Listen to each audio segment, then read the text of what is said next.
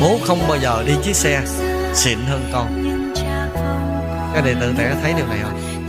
Bố không bao giờ mang đôi dép đắt tiền hơn con. Bố không bao giờ mặc bộ đồ đắt tiền hơn con. Bữa nào về nhà nhìn coi những điều sư phụ nói đúng không?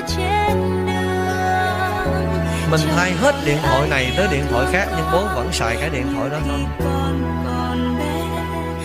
Và có khi trong nhà bố là người vất vả, cực khổ nhiều đó, nhưng mà là người chi tiêu rất ít. Mình là người chi tiêu nhiều hơn hết.